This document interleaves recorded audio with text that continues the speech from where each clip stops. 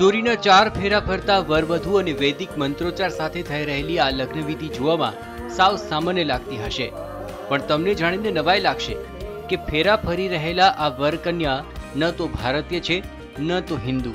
જી હા, આ વર અને કન્યા જાપાનના છે.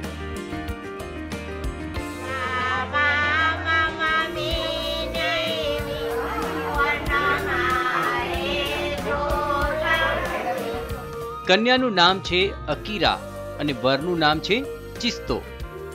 અકીરા ભારતીય વૈદિક સંસ્કૃતિથી એટલી પ્રભાવિત થઈ કે તેણે નક્કી કર્યું કે તે ભારતમાં જ વૈદિક સંસ્કૃતિથી લગ્ન કરશે અને તેથી તે ચિસ્તો સાથે ભારત આવી અને અહીં લગ્ન કર્યા.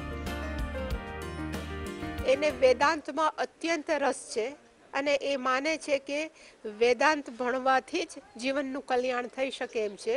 અને વેદાંત છે એ વેદોમાંથી આવેલા છે, આપણી વૈદિક સંસ્કૃતિ છે.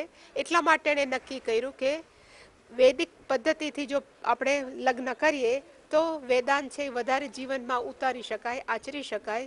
એ હેતુથી આ બંને જણા સ્વામીજીની સાથે અહીં આવ્યા છે. અકીરા જાપાનના પરાવિદ્યા આશ્રમમાં વેદાંતનો અભ્યાસ કરે છે અને ત્યાંથી જ તેને વૈદિક મંત્રોચ્ચાર સાથે લગ્ન કરવાની પ્રેરણા મળી. આ અંગે અકીરાએ તેના ગુરુ ચેતનાનંદ સરસ્વતીને વાત કરી અને તે ભારત આવી, જ્યાં તેણે પોરબંદરના કુછડી ગામે આવેલા આશર સંસ્કૃતિ આશ્રમ ખાતે વૈદિક મંત્રો અને હિન્દુ સંસ્કૃતિ અનુસાર લગ્ન વિધિથી પ્રભુતામાં પગલાં માંડ્યા. 私の名前は坂口千里です。ベーダンタの文化の中で結婚式をしたいと言ったのは、私の人生の中で最も大切なことがベーダンタの勉強だったからです。દરેક ધર્મના રીત રિવાજ અલગ હોય છે, પણ વિશ્વમાં રહેતા અન્ય ધર્મના લોકો ભારતીય અને હિન્દુ સંસ્કૃતિથી પ્રભાવિત છે અને તેથી જે તેઓ ભારત તરફ આકર્ષાય છે અને હિન્દુ ધર્મને જાણવા અને સમજવાનો પ્રયત્ન કરે છે. જાપાનની અકીરા અને ચિસ્તોએ આ પરંપરાને યથાવત રાખી છે.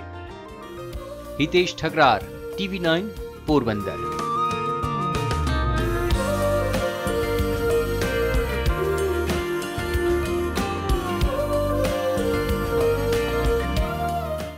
TV9 ગુજરાતીની YouTube ચેનલને સબસ્ક્રાઇબ કરો અને બેલ બટન જરૂરથી દબાવો, જેથી દરેક વિડીયોના નોટિફિકેશન તમને મળતા રહે.